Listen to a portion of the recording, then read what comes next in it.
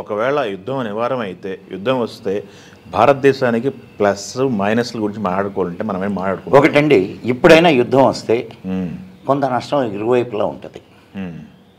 అయితే ఎంత నష్టం ఏ దేశానికి జరిగింది అనేది చాలా విలువైనటువంటి ఇది. గతంలో 3 యుద్ధాలు జరిగినాయి అన్నారు పాకిస్తాన్తో. ఆ 3 యుద్ధాల్లో ఎంత నష్టం జరిగింది? మనకి ఎంత నష్టం జరిగింది, పాకిస్తాన్కి ఎంత? కానీ అప్పుడు ఉన్నటువంటి దౌత్య నీతి, మనం అంత పటిష్టమైన దౌత్య నీతి లేదు వేణుగారు. ఎందుకనంటే 3 సార్లు గెలిచినా మనం 3 సార్లు ఏమీ పొందలేకపోయాం.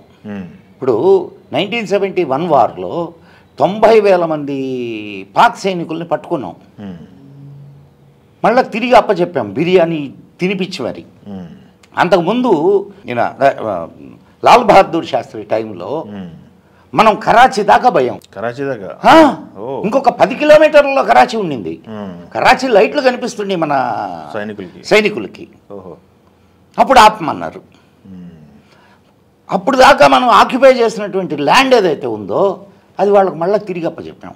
బట్ వాళ్ళు ఆక్యుపై చేసిన కాశ్మీర్ మట్టికి రావట్లే బయట. ఇప్పుడు అడగలేదు మనం.